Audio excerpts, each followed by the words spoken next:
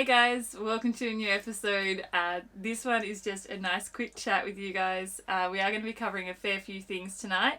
So we've put the kids to bed, brewed ourselves a cup of tea, and a couple of weeks ago we put a message out on Instagram and Facebook that said basically ask us anything. What do you want to know?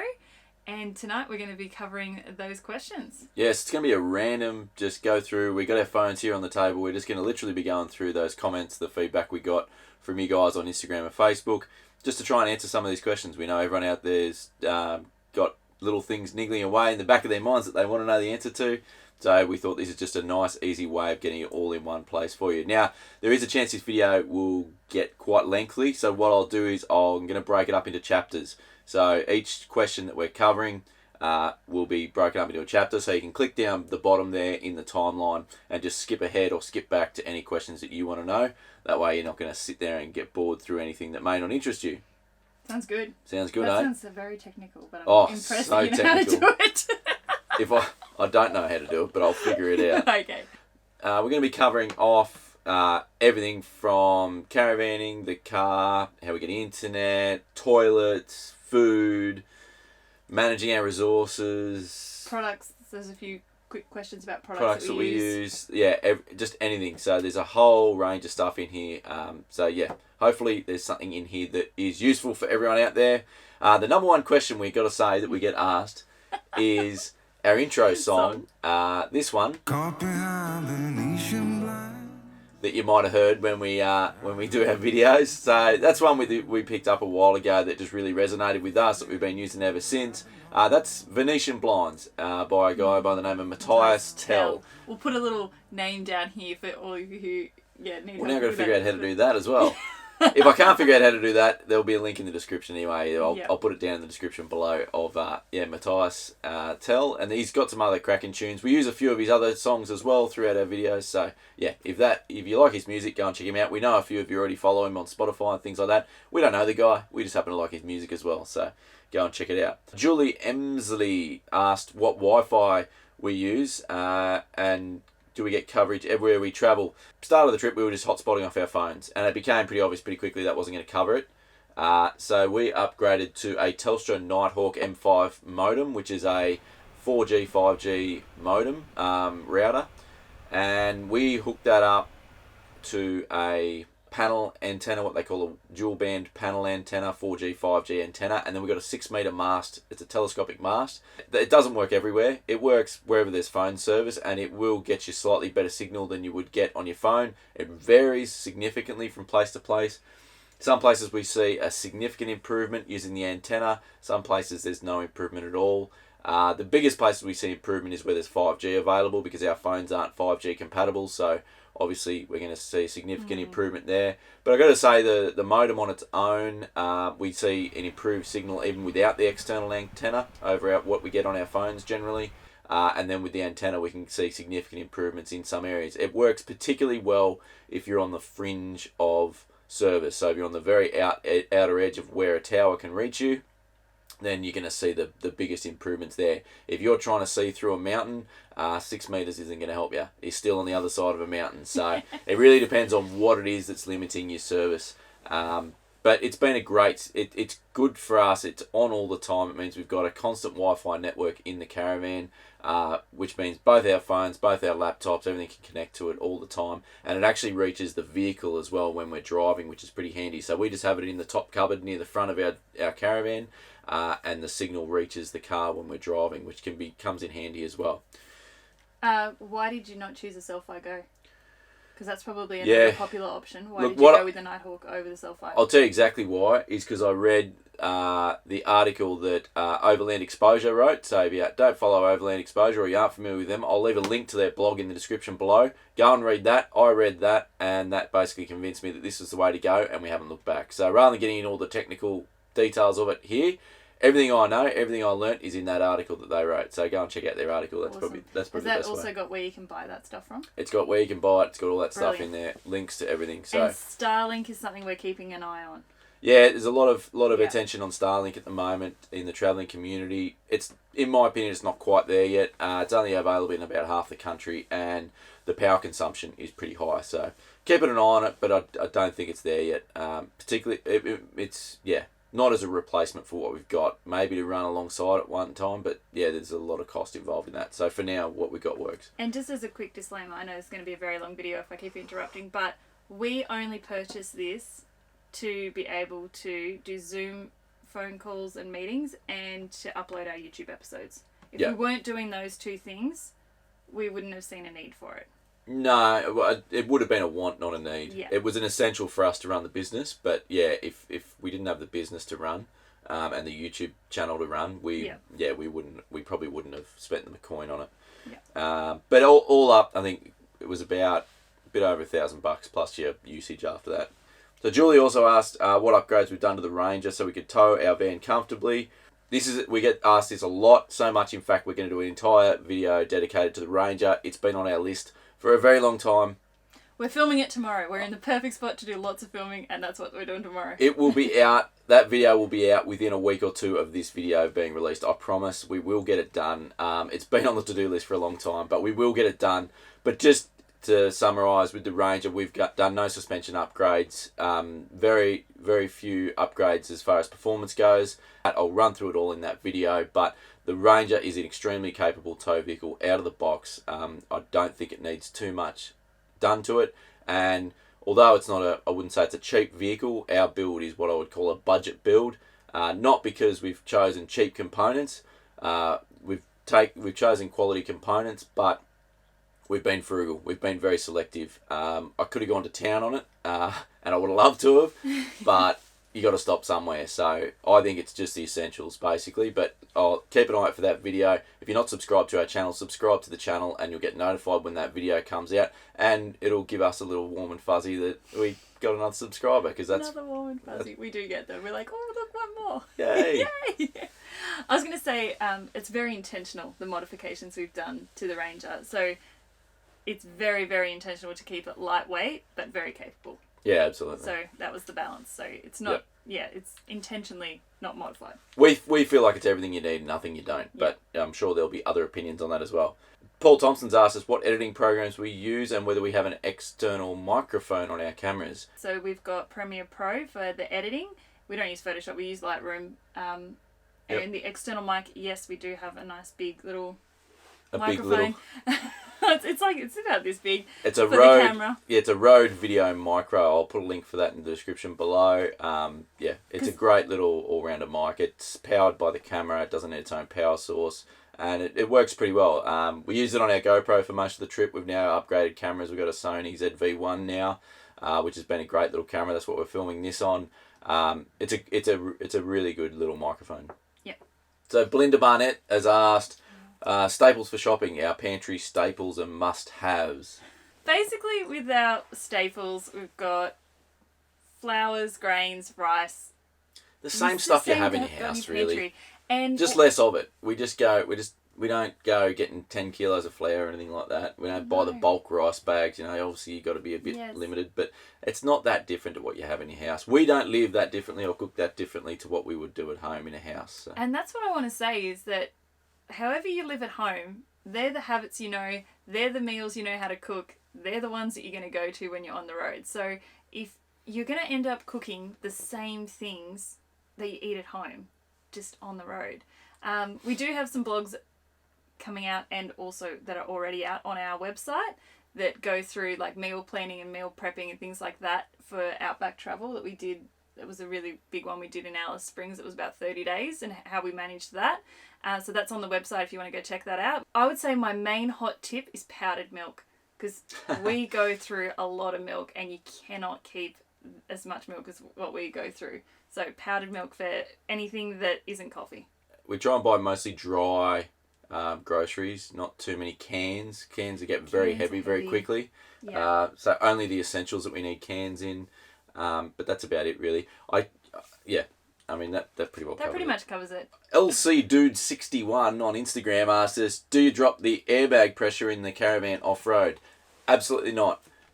So the airbag system in the Caravan is a full air ride system. So that means there's no springs at all. The airbag itself is the spring. It's very different to an airbag helper spring that you might hear of people installing in the back of leaf sprung utes, or a bag that people put in a coil spring in the rear of a Land Cruiser or something like that to help with load carrying. They're there to assist the springs that are already installed on the vehicle. The full air ride suspension in the Caravan is a very different system.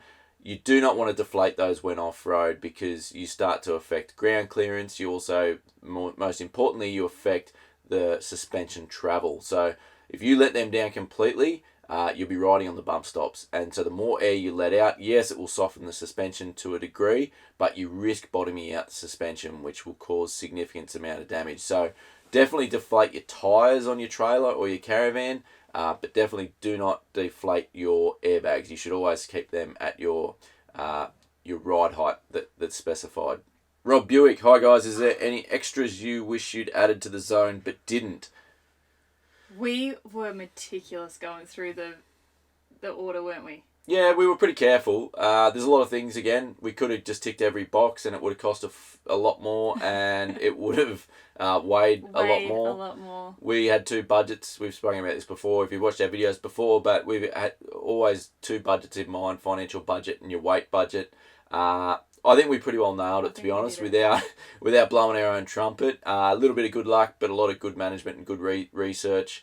We don't think we've got anything really, apart from the outdoor showers, probably the only thing I think I mentioned in our 12-month review, and I'd still hold true to that. Outdoor showers probably the only thing I probably wouldn't bother with next time, but it wasn't that expensive. It was a few $100s, and yeah, so be it.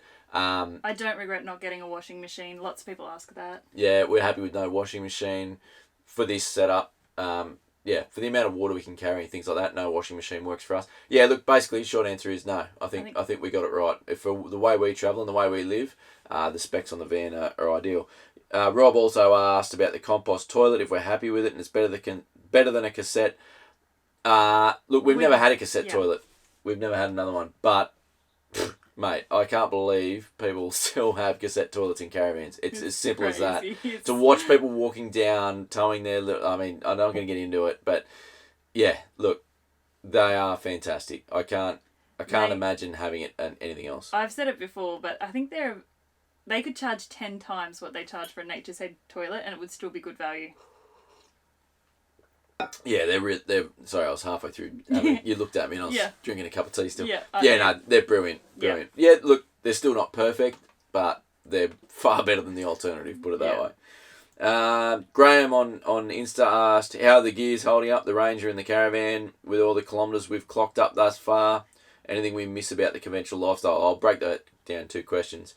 Look, the gear's holding up really, really well. We've done a 12-month review, which is not that old still. If you want to go and check that out, that goes through our whole setup and what we like, what we don't. After the full year of travel in it. After 1 year, yeah. So, and that was about 30-something thousand Ks, I'm pretty sure. So, yeah, look, no, we're really happy overall. Very few problems. All of the problems we've had have been minor. Look, the biggest problem we've had with the Ranger was probably the flat battery that caused some weird electrical gremlins when we were in the middle of Cape River in the Northern Territory. The biggest problem we've had in the van is just, I don't know, not much really, just little things rattling loose, just screws and things coming out. Apart from that, it's all pretty minor stuff. We're pretty happy. I'm trying to think if there's any more significant. I'm like trying to look around thinking about anything that... No. I mean, we've had some shelves and stuff in the cabinetry that have had to be fixed up, but look, there's really nothing major. Especially when you consider what we've done with this van. Yeah. And a lot of those things were early on, and now that we've ironed them out, we can take this thing pretty confidently anywhere, and yeah, it's exactly as we left it when we get back in it, which is brilliant. So Graham also asked if there's anything we miss about the conventional lifestyle. Yeah, some stuff, not a lot. What do you miss? I miss a garden. I want to grow some veggies. I miss a couch sometimes. Sometimes you just want to put your feet up on a couch and watch some TV. We don't even have a TV. The kids miss a bathtub. Kids miss a bathtub. That's probably the biggest thing the kids miss. But they're only little things, to be honest, and we wouldn't trade it for the world. We wouldn't give it up. So we'll have that stuff again one day. We're in no hurry. Oh, Graham also asked about getting back in the Ranger after spending some time in the Chev Silverado. So if you haven't watched our or if you haven't been following us on Facebook and Instagram, or you haven't watched our behind the scenes with the What's Up Down Under crew video on YouTube, we filmed for a couple of weeks with Channel 10 and What's Up Down Under for some episodes that are coming out. Depends when this video comes out. Either the first one's just been out or is just about to come out, depending how quickly I get around to editing this. But 3 p.m. on Saturdays, those episodes are coming out. There's 4 1-hour episodes if you want to go and check those out as well. And for that trip, we got lent a Chevy Silverado. So they were the sponsors of the show. And we got to tow the Caravan with that for 2 weeks, which was beautiful. It was lovely. And they paid for fuel too, so it was even better. Yeah, that was good too. Although it didn't use as much fuel. I was surprised how it wasn't that much more fuel than what the Ranger uses, and I was using it. I wasn't being gentle with it. So I think I could even get that usage down a bit too, which would be, honestly, it'd probably only be 1 or 2 litres per 100 k's more than the Ranger, which is surprising considering it's a petrol V8. Look, we loved it. It was beautiful. It's not really us. Not really our style. It was really big and it was really fancy. There's lots of buttons and it had seat warmers and like a the sunroof. Ranger's got seat warmers. What are you talking about? Does it? Yeah, the Ranger's got seat. Anyway, I've never used the seat warmers. It's more its physical size. I mean, if you were gonna stay to the tarmac, predominantly the tarmac and tow, doing a big trip around the country. They're a really, really good tow vehicle. I can see the appeal to them for that. For me, though, once you're unhitched, they're a bit big for what we want and what we want to do.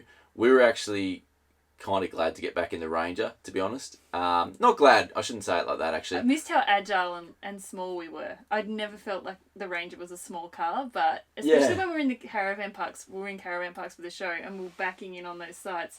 Just like the physical length of the Chev meant that some things were tighter than what the Ranger would be, obviously. Yeah, it takes some getting used to, for sure. And it did take some getting used to. I was more used to it by the end of the 2 weeks, but I don't know, I just think we got back in the Ranger and it just felt like we were all back togetger again, like we'd been separated, because Liz was so bloody far away, you couldn't reach the kids in the back. We couldn't even hold hands. They're beautiful. That'd be good. Yeah, they're beautiful big cars inside, but I don't know, we like the Ranger. It's big enough for us. There's only the 4 of us. The kids are still pretty small. I think it's probably overkill for us. Yeah. And I'd rather spend that money on something else. So I will. If you are thinking like, oh, it's too big to park or whatever, it has got some mad cameras. How many cameras did it have to park? It had it's got the 360 camera and crazy. And even when you're towing up the highway, it's got cameras everywhere. Yeah. So I mean, you'd be doing well to put a ding in it. It certainly made it feel a lot more,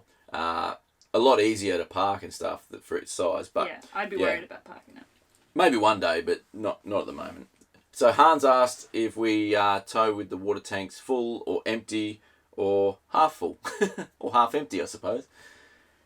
It really depends on where we're going. It does massively depend, yeah. If we're going somewhere we know we're going to be able to pick up water, we'll tow with it empty, because there's no point carrying an extra 200, 300 kilos on the road than that. But if we're going somewhere where we don't know what kind of water we're going to get, or, what's going to be available, we'll take what we think we need until the next point where we know we're going to get water. Yeah, so it really depends. I mean, we've got a pretty good idea these days of how long our water lasts. We've got 3 95 litre tanks. Each tank lasts us 3 to 4 days, basically. So depending on water availability, where we're going, or expected water availability, how long we're going for, all those things, we can sort of figure it out. We don't carry more water than we need to. It's just unnecessary. Like Liz said, it's just unnecessary weight. Look, sometimes we're empty, sometimes we're chock-a-block. The majority of the time, we've probably got 1, maybe 2 tanks full. Probably. We generally don't travel completely empty. It's just annoying when you pull up even on route to your destination for lunch or something like that. You can't even wash your hands or do anything. So we tend to always keep a bit of water in at least one of the tanks. But apart from that, it just depends where we're going. But great question. Parking Up Randos asks, how do you find the time to create posts, videos, and everything for us all to enjoy?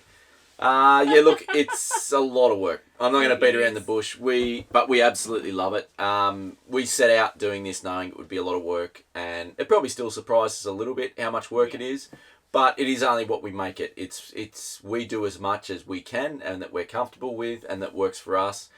Yes, we could do a whole lot more, but then we wouldn't enjoy the travelling. So it's all about balance, and that's one of the biggest things we've learnt But we really enjoy it. Liz is really loving doing Liz is really loving doing her photo editing. I really enjoy video editing. I do all the YouTube stuff. Liz does most of the Instagram and Facebook stuff. So yeah, it is. How many hours would you say go into it? We probably combined spend 50 to 60 hours a week for both of us on the social media side of things. So that's YouTube, Facebook, and Instagram. Yeah. I would say that's about right. Yeah, it's quite a lot. And that doesn't really include the filming time either. No. So obviously everywhere we go we film as well. So if you count that in as well, it's a lot more than that. But just in the editing, the posting, the responding to people, we get a lot of private messages and DMs, which we love. Yeah. And we wouldn't have it any other way. And sometimes we don't get back to you for a couple of weeks or a couple of days because we're off grid or it's just family time and it's just family time. And we miss stuff. There's always something we miss. Like there's stuff I found today that we miss. So if you ever do sort of comment or reach out to us and we miss it or we don't get back to you, it's not because we don't like you. It's just because we missed it. It's because we missed it. Sorry, please resend it or ask again. Yeah. Did you miss this? Pester us. Give us a few days before you pester us, but eventually you get back on to us. Yeah, if I haven't got back to you within a week, I've missed it. So Charmaine asked if we book ahead, and if not, have we been caught out with nowhere to stay? This is a really interesting question. We rarely book ahead, but something that comes up is there's always things that come up that are out of your control. Like, someone will have a wedding, someone will have a birthday, someone will have a significant event that you go, righto, on this day we need to be in X amount of, in X location. And that gives us, 3 months. And then you're sort of always pegging to that. There's always something like that you have to peg to. Yeah. Would you say? We don't book just because we like to be flexible. Whenever we've got things booked, we don't enjoy travelling as much. Just because we're always sort of constantly thinking about when we have to be somewhere and where we need to be. That's not how we like to travel. Have we been caught out? Not really. It means that you don't always get to stay where you would like to stay, where you want to stay, or you have to sort of go somewhere else for a bit and then come back and things like that. But we'd rather put up with that inconvenience because we've got the time to be able to do that. And sometimes it's a silver lining. Sometimes it means you go and stay somewhere that you wouldn't have stayed and you have an awesome experience. In fact, that happens quite a lot. So, yeah, look, I wouldn't have it any other way. We've tried both, a bit of both. We've never really booked heaps ahead, but whenever we do have anything booked, we don't enjoy our travel as much. That's how we prefer to travel. Some people prefer to have a lot more things booked. I mean, I get there's a bit of fear about getting caught out and not having anywhere to stay, but it depends on your setup. I was going to say, it really depends on your setup because all we really need to stay somewhere for the night is literally 20 square meters of dirt. And we're comfortable. We've got water, we've got power, we've got a nice bed, we've got heating security and cooling and security. All we need is a patch of dirt. Like a gravel pit is fine for us, completely fine. But if you need a power point in order to cook, in order to heat, in order to do all those other things to make it comfortable, that's when I think people need to really consider their booking. Or if you're in a ground tent, you're going to be more limited where you want to camp. But then same goes if you're in a van, you can stealth camp even more efficiently than we can. So, yeah, look, it just depends on your setup and that. But if you're caravanning, you generally find somewhere to pull up. It may not be glamorous, but if it's only for a night, who really cares? So I would say if you don't like booking and you like being flexible, it's probably worth spending the extra money to get an off-grid setup. Yeah, that's where the off-grid setup really pays for itself. Yeah. Homeschool adventures with B. She wants all the tips for towing with a Ranger. I'll probably cover that off in that Ranger video that I spoke about earlier. But yeah, look, I don't know. Tips with the Ranger probably aren't. Yeah. If you got the automatic, tow in sport mode all the time. Use the manual as much as you can. Take the pressure off the gearbox a little bit. That's probably the weakest point of them when towing. Towing in general, doesn't matter what vehicle you got. Take it easy. You're on holidays, you're not in a rush, just take it easy. Get a UHF and leave it on channel 40. Get comfortable with talking to trucks and other caravans and other road users. It makes a world of difference for safety and just peace of mind and just, and to calm the nerves on the road. The truckies, and 99.9% of them are all friendly. They're all just trying to do their job. So the easier you can make that for them, communication makes a big difference. Get on the front foot, have a chat, let them know what you're up to, and yeah, they'll generally respond pretty well. You'd be surprised how many of them will be happy to just sit behind you as well. It looks like they're in a real hurry and want to fly around you, and they'll get back and say, "Nah, mate, I'm sweet. I'm pulling up just up ahead or whatever. I'm just going to sit here." And then you can spend the next 10Ks relaxed and calm, not stressing out that this truck's trying to overtake you. So, yeah, get a UHF, take it easy, use manual if you've got an auto in the Ranger. Any others? I was just going to say, I think I'm really lucky that you know how to tow really, really well. Like, I would say that's like your special talent is reversing a Caravan. But you helped me to like learn how to tow and how to reverse and how to like what I need to be looking for on roundabouts and things like that. Let us know in the comments, would you like a more basic version of how to tow with a Caravan, like what you need to be looking for in your mirrors when you see this, this is what you need to do. Yeah, we can do a quick rundown. There's heaps of like pointers and tips like that imagine if you were telling me how to tow the Caravan. Yeah, I mean, so, if you're really that nervous about it, if neither of the no one in your travelling party is confident towing, I would recommend just going and doing a towing course. I'd had a fair bit of towing experience, not with Caravans, but for work and things, towing big heavy trailers and things like that beforehand. So I was fairly confident. But if no one in your travelling party is confident, go and do a towing course. But if anyone just wants any little tidbits, any tips and tricks and some general advice, I'm happy to give that. Obviously, it's unsolicited advice. I'm not an expert, but I'll throw some ideas at you. I reckon you'd be pretty confident at it. I reckon you'd go all right at that. So Sandy from Love Camping Australia. Hey Sandy, how are you? Sandy. Has asked our top 5 off-grid setup ideas that have worked. We're actually going to do a whole video on off-grid living and off-grid lifestyle and what that actually means. And it's a bit of a craze word at the moment. It's a bit of a in vogue. So we're going to do a whole video on that. But basically, our top 5 things basically comes down to managing your resources. Having the right equipment and setting up. So you need to be set up for food, carry enough food, enough water, have enough power, and have somewhere to and managing your waste, your fuel, all these sort of things to make sure that you can do it comfortably and safely. But yeah, it really these days it's getting cheaper and easier to do an off-grid setup, and it doesn't need to be. There's all different degrees of it, and I'll get into it more into the video that I'll do in the coming weeks about it. But yeah, it really just comes down to what is going to make you comfortable. Make sure you've got heating or cooling if you're going to need that. All these sorts of things play into it. So yeah, it's more about how you want to travel and how you want to experience the environment, because everyone travels differently and everyone has different needs. And just because this is how we do it doesn't mean that's what's actually going to suit you. And I feel like there's a lot of people that fall into the trap of, oh, these people have everything. We also need everything to be able to go camping. And I must spend $50,000 on camping gear before I can go out into the bush.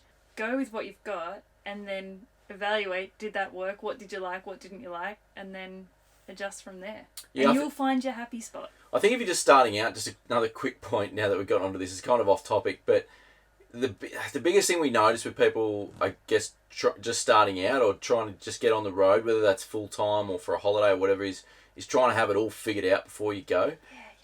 You don't need to. Just get the basics sorted and then figure it out as you go. Figure out what you need and what you don't. Because like Liz was saying, everyone travels differently. Everyone will use different things and recommend different products and stuff that suits them, but it may not suit you. And there's shops around Australia. There's shops, unless you're going to go out to the Simpson Desert for 3 months and sit there, chances are you'll be driving through somewhere where you can pick things up. And if you can't get it, it's probably not to you. Well, it's probably not that essential because the people that live there can't get it either. So, look, everything you really need is out there. So don't try and have everything figured out before you go. Make sure you got somewhere to sleep, something to eat, somewhere to store water. Somewhere to keep your drinks cold. Camping's simple. I mean, not that this is really camping, but it's not. This is at home. Yeah. Not Lost Honest on Insta. Did you guys set out to film your adventures and be YouTube influencers? Love your work. I don't know about the word influencers, but the rest of it, yes. Very deliberate. We set out to do this whole. Yes, it was very deliberate. It was a part of the whole, I guess, idea of the trip was YouTube was always going to be a part of that. In fact, the YouTube idea sort of came before the trip idea, if that makes sense. We'd already had the idea of starting a YouTube channel, and then the trip sort of plan came along, and we figured out that they'd go really well together, and then we went from there. So yeah, we always had a plan to be content creators, and start creating videos and photos and other content. And to make the Lifestyle Pioneers a business, like it's our business. It's our brand, it's our business.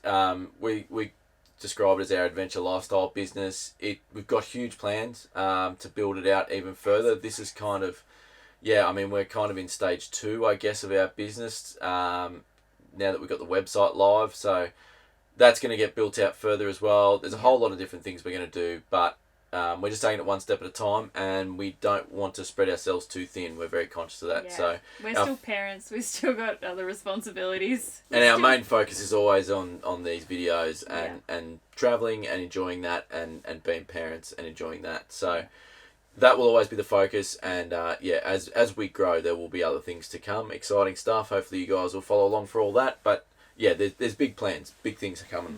Yeah. Someone asked if we're coming to New Zealand.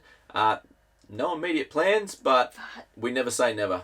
We are always considering overseas travel options, but we've got a lot to see in Australia first. Yeah, we did a couple of weeks on the North Island pre-kids, and it is stunning. So, like, I cannot wait to get back there. Yeah. And we'll definitely go back there one day, whether it's with a caravan or somehow, or travelling differently, we don't know. But and you guys have excellent snow, so you probably will see. Yeah, we do love the snow. Ella Vera asked how we met each other. That's a long story. And I'll tell it to you now. No, we won't tell the whole story now. It's a very long story. Don't tell the people the story, darling. No, we're not telling the story. The short story is we both grew up in the same country town. We didn't know each other growing up, but we ended up meeting down the track. At a house party. Liz was actually friends with my little brother, so that's the short story of it. Kaza had on Insta, how did the van handle it in the hot weather and the cold weather? The hot weather, pretty good. We don't actually use the air conditioner very often. It's usually because we can. If it's hot and we're at 100%, like usually when it's hot, you've got good solar. Yeah. So we're sitting at 100%. We're like, let's just throw the aircon on. And often it's just to take the edge off. It's either mid-arvo and you're trying to have a rest in like early afternoon in the van, or trying to get the kids to sleep. So we run it for an hour or so just while we're trying to get the kids down. The times we're on a powered site, we often run it a bit more just because you can. But yeah, it's extremely well insulated, and it handles the cold weather pretty well as well. When we're run twice? Yeah, we've only run the heater a handful of times. Again, it's handy when we need it, but we very rarely need it. The coldest we probably had was around Alice Springs in the winter last year. We are on our way down to the snow, so we'll be heading down that way soon. Yeah, when it was 3 degrees, we didn't actually notice that it was cold outside in the van, but we are heading to the snow, and we'll see how it goes in Instagram, the snow. Facebook, because it'll be up to date with how the temperatures in the van are going. Kaza had also asked how everything holds up in the dust and sand. Really, really good. We've never had dust inside. Amazing. The van, the rear of the Ranger gets a little bit of dust in, but I'm actually surprised, as in the tub does. I'm actually really surprised how dust-proof that is, considering it's just the factory tub. You get dust. The most dust you will get in is when you're sitting at camp and a gust of wind blows, and you got all your windows open and the back of the ute open and everything, and dust just blows in everywhere. And the kids come in with their treasures. And same with sand. That's when you get sand in as well. Yeah, we did get dust in once when we left the caps open. Oh yeah, that was our fault. Yeah. That was our fault. Yeah. Someone's asking about food storage, like containers and things like that. Who was that? Ellie McGorry. We use the Tupperware containers. Yeah, mainly pretty much everything. Yeah, we mainly use the Tupperware ones because we already had them before we left. Yeah. But yeah, they're really, really good. And the food smart vent ones for the fridge, they keep the veggies crispy for weeks. So that's super handy. And other than that, everything is just sealed. Yeah, those fridge ones are good too for stopping things getting squashed too much, like your fruit and veg getting squashed as much. Everything else is in containers just because we like to get rid of all our rubbish as much as we can. Get rid of a lot of packaging when we're in towns at the supermarkets, because then we go out bush or whatever, we're not carrying as much rubbish, and it cuts down massively on how much rubbish we have. So emptying all our biscuits into containers, all our dry goods into containers and everything, and then being able to dump all that rubbish while we're in a town. And often that means we're more likely to be able to find a recycling place as well to recycle it all. the more remote you go, the more difficult recycling becomes. Yep. So yeah, that's generally how we roll. Is getting as much stuff in your containers as possible. The other thing we use is these Mimi storage containers from Howard's Storage World, and they just live up in these, and they just keep everything easily contained. And we use that for the fruit as well, because I know that's something I used to think about is how do you have a fruit bowl? Yeah. When you travel in a caravan. Fruit in the cupboard. And you see people with nets and all, I think is like, is that just bashing up against the wall when you're travelling? Nah, we just have fruit in a container in the cupboard. Yeah, and we like to keep things, I'll get into this in a minute in the next question as well, but we'd like to keep things really simple and to minimise pack down time. So anything that you have to put away every time you travel is a pain in the bum. Yeah. It's a pain in the backside, and it's also more chance you're going to forget something and have a disaster in your van. Yeah, we just try and have a spot for everything and keep everything away. Declutters the van and just makes pack up heaps easier when we've got to get on the road. I was going to say, it's amazing. Like, it's a small space. Just keeping it simple is it just makes me feel like it's zen level, isn't it? It's like next level zen when everything's packed away. Yeah. It's good. Yeah. So that leads on to the next question from Sandy as well. So Sandy's asked, what are our pack down quick tips and therefore easy storage tips for those who want to follow our footsteps? So, yeah, so our tip with that is it kind of goes back on a couple of things we were talking about before, but just simplify things. Don't get all the gear. As just the minimum amount of stuff you need to live comfortably, particularly with the outdoor setup. Something we learned a long time ago with our camper trailer was the less crap you have, the less stuff you have, the quicker your pack up's going to be. It actually doesn't make that much difference between a tent, a camper trailer, a rooftop tent, a caravan, to how quick your setup time is if you've got all the paraphernalia out and about everywhere and stuff out everywhere. So one thing is, while you're camping, try and sort of clean as you go and just keep putting things away as you go. Don't leave it all to the end. And the other is just have less stuff. We don't have much in the way of outdoor stuff or internally. The main thing is kids' toys and stuff. Yeah. Yeah, keep it simple. And everything has a spot. Yeah. Everything goes back in spot. the same place every time. Everything has a system. And if it doesn't have a spot, it either gets one or it goes. Yeah. Yeah. So Adventures with the Tramp are asking about our Ranger as well. They're asking what we've done to it in preparation for our trip and what sort of load we carry in it. Again, we'll cover this off a bit more in that other video we do, but basically the back of our Ranger doesn't have a whole lot in it. Recovery gear, tools. We're now carrying a small fridge in there, portable fridge. We were carrying an esky up until recently, and it has both the kids' bikes in there, all under the roll top. Most of the trip last year we also had the swags, 2 double swags up on top. We've dropped them off for this part of the trip, but yeah, that's about it in the Ranger as far as gear goes, and everything else is in the Caravan. Yeah. So with the Caravan, with the car, fully loaded with all our gear is less than 6 ton, which baffles people. Yeah. It baffles people how we've done it. It's not easy, but it's possible. Yeah, it's not easy, it's possible, but you just got to really think about every single addition to your van and to your vehicle, especially when you're speccing it to begin with. Yeah. Because it's sad if you put weight on that you've paid for, and then you realise it's a nice to have, not a necessity. It's very easy It's very easy with relatively lightweight things to think it's not going to make that much difference. It's only another 5 or another 10 kilos. It adds up quickly. Think about your shopping list. How much does the $1, $2, $3 things add up to hundreds of dollars? It's the same thing. Yeah. So yeah, don't underestimate the small stuff. In fact, it's the small stuff that's most likely to put you over. I mean, you got to start with the right thing to start with, but it's the small stuff that'll most likely be putting you over. Someone would like to know how our battery system copes with the Thermomix. Yeah, whether we need to recharge from other sources other than solar after using it for a bit. We got 2 different ways to cook on electric. So we have an induction cooktop, little portable cooktop, as well as the Thermomix.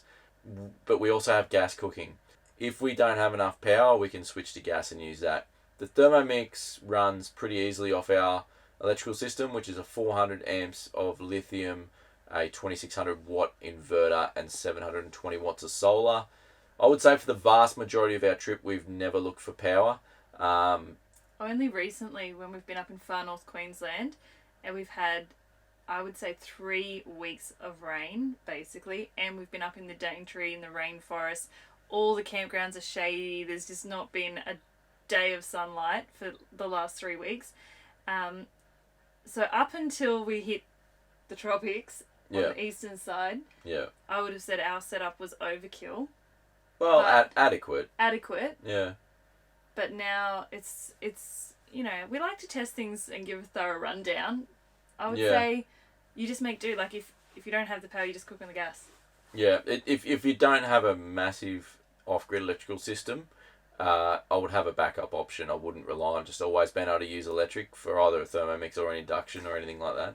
And as a gauge, the mushroom risotto, which takes about 25 minutes to cook in a Thermomix, uses about 9% of our overall battery power. So if we are at 100% and I make the risotto, we're at about 91% by the time I'm done. I would say on an average, the average meal that takes roughly 30 minutes or whatever it is to cook uses about 30 to 40 amps. Yeah. If that gives you some idea. If that gives you, I think that's what most people want to know is percentages. Yeah, and so then from our 720 watts of solar, you can expect in peak conditions to be getting about 35 amps out of that. So you should get it back within an hour. In reality, it's probably more like 2 hours. You very rarely get optimal solar conditions. So 2 hours of your solar regen will just be to get that cooking back. So yeah, it's something to keep in mind anyway. Yeah. Hope that answers the question for you.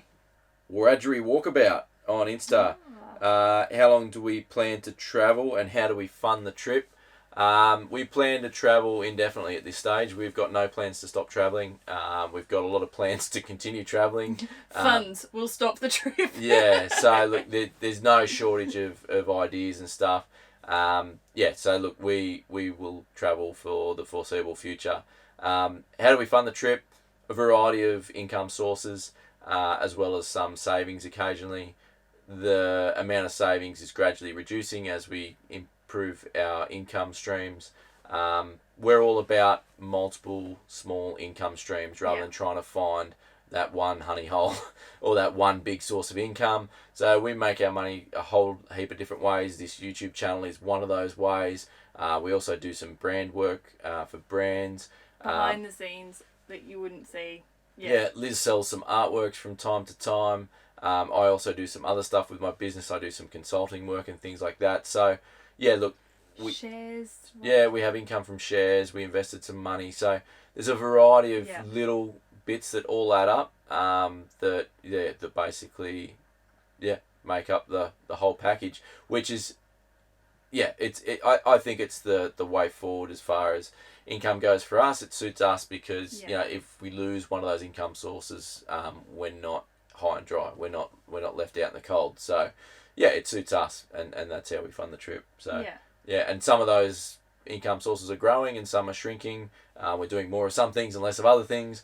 You just figure it out as you go, what you want to do and what you want to spend your time on, and and hopefully, the more we grow, the more our audience grows, the more income grows. So the more amazing things we can do and the longer it goes for. So thanks to everyone who watched the ads. We appreciate it. That's the only way we get paid from YouTube is if I'm watching the ads. And we donate 10% of that to charity if you didn't know as well. So 10% of our revenue every month goes to charity from this channel. Yeah. So that's been amazing. Yeah. Yeah. I'm out of questions. You've got a couple more. I've got questions. So you've done Facebook and Instagram questions? Yeah. Where do we get the fake plants from? So the fake plants, these ones just over here. The plant itself is from IKEA. I think it's about $8. The pot, the little bamboo pot, is from Kmart. I think it was about $3. And they're stuck to the walls with 3M sticky hooks. 3M sticky hooks. And not sticky hooks. They're the stick-on Velcro, picture-hanging Velcro. They're amazing. Those sticky things are the duck's nuts. That's never moved. They have never since the day I moved. put it there. This artwork has never moved. The flower at the back has never moved. Yeah, that's I think where they're from. The pot's actually a toothbrush holder. It's a technically bamboo toothbrush holder. A bamboo toothbrush holder. I don't think you can buy them anymore, but I'm sure you'll find something similar. Yeah. Where is the spare tyre bag from? PM Canvas? PM Canvas. Nathan, look him up on Instagram. That's the only way he does businesses, through Instagram. So look up PM Canvas on Instagram. Hit up Nathan. He custom makes them. He custom made that one for us. Brilliant. Can't fault it. I love it. It's spare wheel cover and a bag. It's I don't get these tiny little rubbish bags on it. Like we fill that thing to the brim. I don't understand how people buy these crappy little rubbish bags that they put on the back of these things or these spyware. It concerns me. It is premium space. It's so handy to have a decent size wheel bag cover on the back there. It's often full of rubbish, but it also carries both our fresh water hoses, our sullage hose or grey water hose, whatever you want to call it, our 240 volt litre water filter, and at least 4 decent sized bags of rubbish. So yeah, can't fault that. If I ever wear that one out, I'll be getting one exactly the same. Yeah. So. And if you hit Nathan up, you're just telling me you want something similar to the Lifestyle Pioneers, but for your setup, because you'll custom fit it for your tyres. Tell him we sent you. He'll look after you. Yeah. JC Dwyer wants to know what some of the pros and cons of making content are. Yeah, look, there's a few. There's not a whole lot of cons apart from the time investment. Sometimes if you let it, and we've learnt this along the way, it can take over and it becomes more important than the travel. Or not more important, but it takes up more of your time and energy than the travel, and you don't enjoy the travel as much. So we certainly learned our lesson on that one.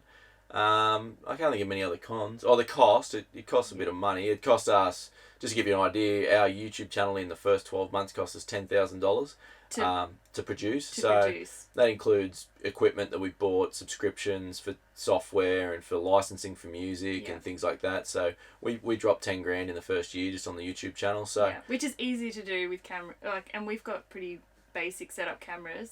Yeah, and we could easily, our wish list. Oh, yeah, we want that drone. That's $7,000 for a drone. Exactly. So you can spend easily $5-6 grand on a drone. The same on a laptop. Cameras aren't cheap, as you would know. So that's probably the con of it. But there's a heap of pros. Yeah, if you are thinking of starting a YouTube channel, just do it. Well, just run with it. I think she's talking about content in general, so it includes Instagram and everything as well. Just being content creators. I would say one of the best pros is looking back at the content you've made. We have these memories now for life, and even just some of the photos that we have of our kids and of us. It's just, I love that. Yeah, I would say one of the big pros for me is the traveling community is amazing, and you meet fantastic people. But through through our presence on social media and creating content, we get so many incredible people reaching out to us, and the feedback we get, whether it's someone that we've inspired to do something, someone that wants to offer us a place to stay, someone that just wants to say thanks because they find our content, our videos relaxing, and it gives them something to look forward to on a Sunday afternoon to stop dreading going back to work the next day, or whatever it is.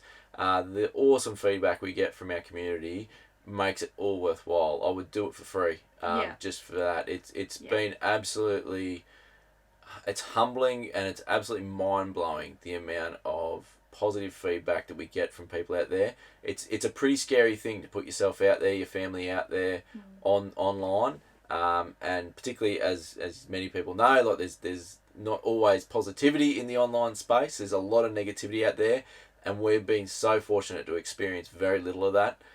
It's overwhelmingly positive, and we want to thank you guys for that, because we've just got the most amazing audience out there, and we hope to meet more of you, but we've met a lot of you along the road as well. If you ever see us out there, come and say g'day. Many people come and say g'day. So many people come and say g'day to us, and or send us messages saying they've seen us and we're too shy to come and say g'day. Bugger that, come over and say g'day. We're just as friendly. Unless you're in a hurry, because we do like to have a yarn. Yeah, if we do fob you off, it's nothing personal. It's just because we're in a hurry, but that's very rare. No, if they're in a hurry. Oh, they're in a hurry. If you're in a hurry, don't get talking to this one. Yeah, that's true. Yeah, Come on. Yeah, I will have a yarn with you. So but that's definitely the biggest positive.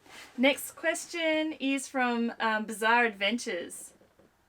Do you have a home base to go back to when you stop traveling? No. Everything we own, you can see. Yeah. This is it. This is all we own. We sold our house. Our circle of responsibility is within the car and caravan. As we said, we went into this full time, no looking back, no plans to stop traveling. We sold everything, and everything we own is here. We've got some investments in shares and things like that. But other than that, this is all we've got, and we love it. All right, we've got one more question. Oh yeah. So we have one more question from Neil Bailey, and that was, how can we support you guys? Yeah, this was a good question. He said he wanted to watch us more on YouTube, but what did he say? He said, Well, he just wasn't sure of the things that he can be doing to help us out. So there's a heap of different free ways that you can support your favourite content creators. Hopefully we're one of those for you.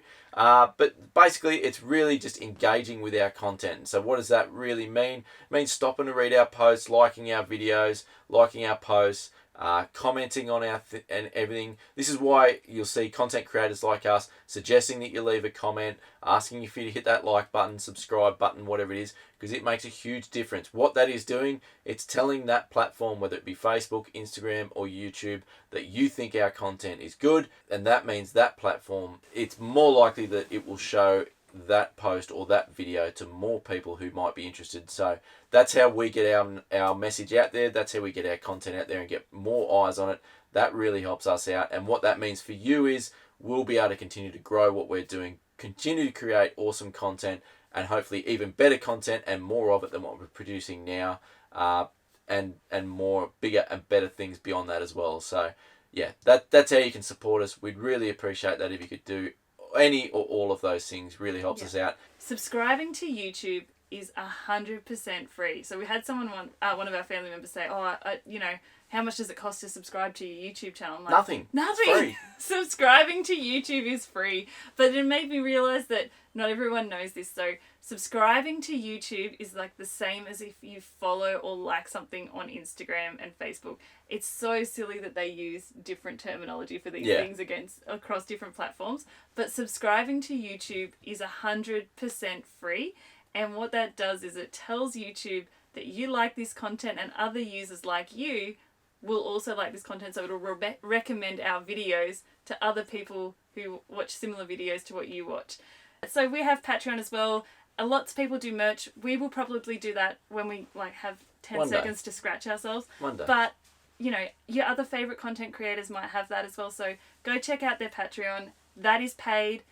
YouTube subscription, or subscribing to YouTube, is 100% free. And as Liz mentioned before, watching those ads is our main income source from this YouTube channel, and 10% of all the money we make from that goes directly to a charity each month. We focus on charities that support regional and remote communities, or children's charities, because they're what's dear to our heart, and we rely on many of those charities when we're travelling. Yeah. So do many other travellers and people who live in those communities. Absolutely. Yeah. That's it. Awesome. That was fun. I hope you guys enjoyed this. I hope we didn't drag it out too much and bore you too much. But look, if there's anything else you'd like to know, leave us a comment below. As we said, there will be those videos coming up soon, the walk around or a talk through of our Ranger and the setup there, as well as we're going to do a pretty, what would you call it? In-depth conversation about off-grid and off-grid living, what that means to us, what our definition of that is, and what the sorts of things you need to consider beyond just having... How to go about thinking about it. Yeah, beyond just having the latest and greatest electrical system. There's a lot more to it than that. And yeah, we'd love to have that chat. So those two videos will be coming out soon. In the meantime, our regular Sunday episodes will be coming out. Our travel videos, 3 p.m. every Sunday, as they always do.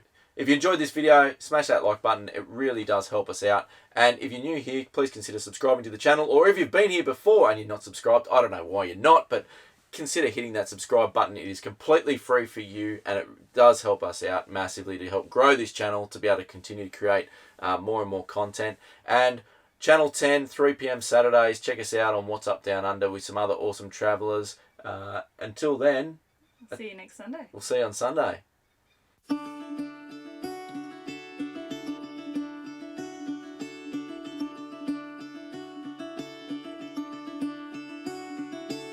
Caught behind Venetian blinds, out of reach for the city lights.